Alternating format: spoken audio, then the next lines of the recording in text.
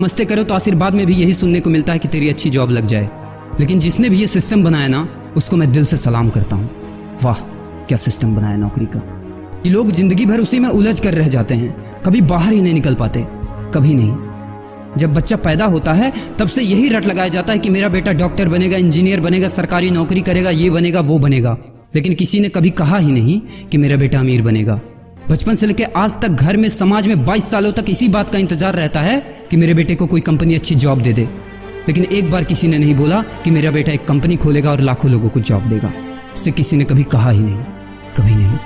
तो फिर कैसे कोई अमीर बनेगा यार, जिसको कभी वो माहौल ही नहीं मिला, जिसके दिल में सपनों का वो फूल ही नहीं खिला। समय के तूफान में उस सपने ने कहीं दम तोड़ दिया, जिंदगी के थपेड़े ने वो रास्ता ही मोड़ दिया, दुनिया के ताने के डर से उस सपनों को ही छोड़ दिया।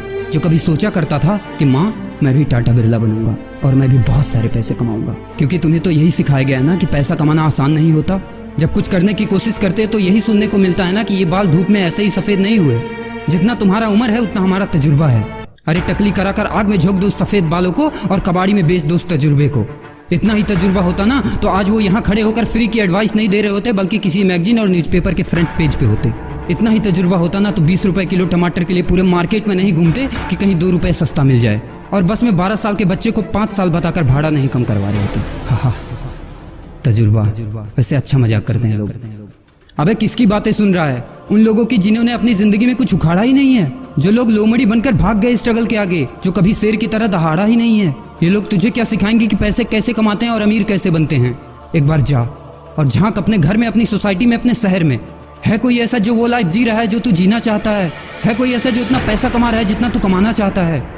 है कोई ऐसा जो उस कार में घूमता है जिस कार में घूमने का तू सपना देखता है, और शायद उसी कार की फोटो तेरी दीवार पे भी लगी हो? है कोई ऐसा जिसने उतना नाम कमा लिया जितना तू कमाना चाहता है, जितना तुझे चाहिए? झांक यार, झांक ले, पता चला कुछ। ये लोग जो तुझे फालतू की राय देने में लगे हैं कि ऐसा करो वैसा करो, कौन होते हैं ये लोग तुझे राय देने वाले, जब उन्होंने वो कभी हासिल ही नहीं किया? शायद जिंदगी में उतना पैसा कभी देखा ही नहीं, वो कार, वो नाम, वो स्टारडम कभी महसूस ही नहीं किया। वो क्या तुझे बताएंगे कि क्या करना है और क्या नहीं?